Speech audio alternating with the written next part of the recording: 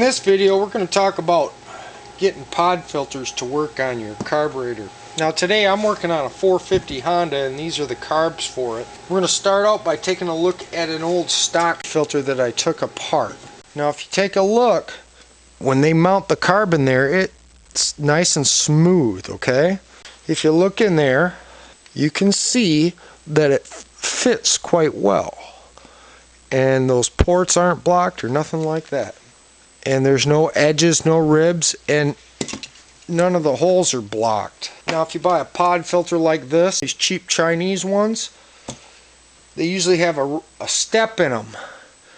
And it causes you a bunch of grief because when you mount it on, it blocks these ports. This is for the CV and this is for your needle jet. And now you have turbulent flow going in here and it messes things up immensely. So to make these pod filters work, you need to make some kind of a velocity stack. Now here's like an aftermarket one velocity stack that I had laying around, and take a note at the design. It's, you know, tapered and then gets bigger. Basically what they're doing is getting you laminar flow going into the carburetor. These are uni filters, the foam ones, but if I mount that on again, I don't have a whole lot of smooth length to get laminar flow into the carburetor. Here's a regular slide carburetor.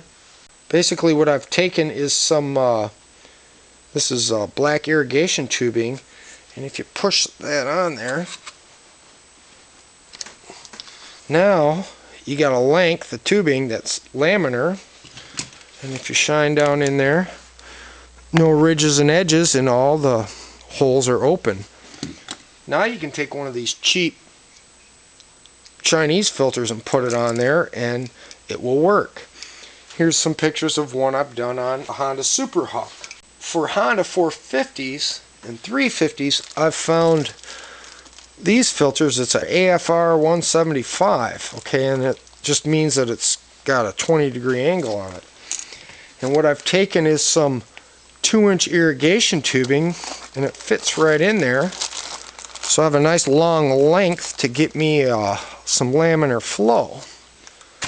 But what you run into is, now when I stick it on the carburetor, shine in there, you can see it doesn't block any of the ports, but it's a little big. What's nice about this stuff is it's thermoplastic, so you can heat it and clamp it with a hose clamp and get it to narrow down. And that kind of builds a small velocity stack. And then you could do the same with this outer edge. Curve it a little bit, slide it in here.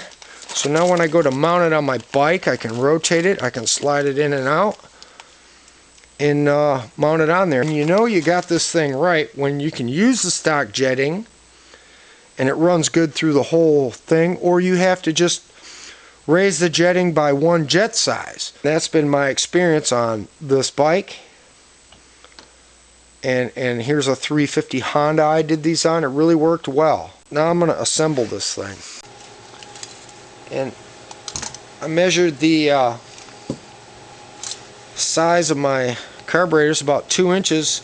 So my rule of thumb for getting laminar flow is about 2.5 times the diameter. So I have a 5-inch piece. What I'm going to do is heat this thing up with my heat gun. And then once it's warm, I'm going to clamp it to the carburetor.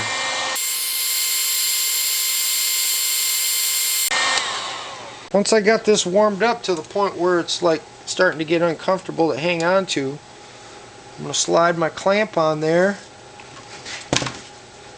And slide that on there and just tighten up the clamp. And then we'll let that cool, and you can see it's already starting to close down. I got a few little bumps there, but it's really starting to form around that carburetor. We'll let that cool a minute and we'll loosen it up and turn it and clamp it again. That plastic gets to the point where it's uncomfortable to touch, so you're going to want a glove. Now I'm going to loosen this and I'm going to rotate the clamp.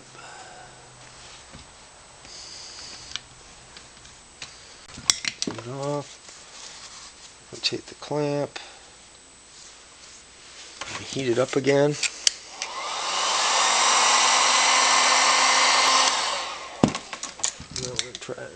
spot.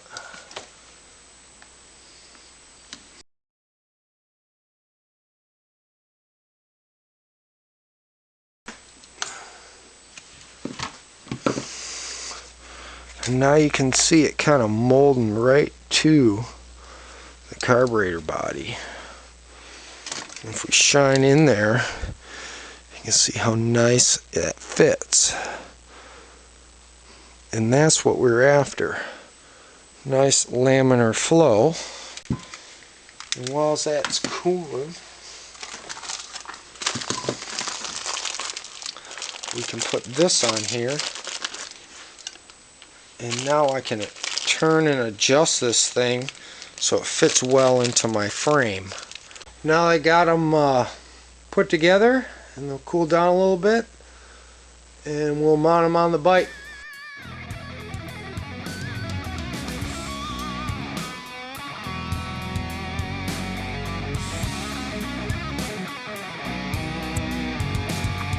After you've removed the filter from the bike, you want to spray the filter with some Canon filter oil.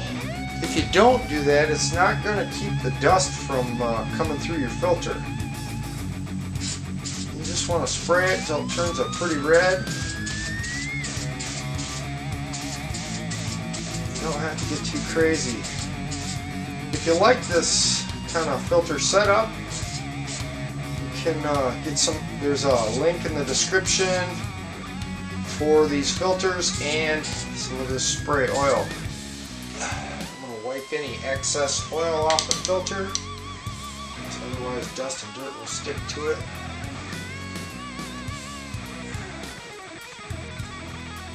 Install.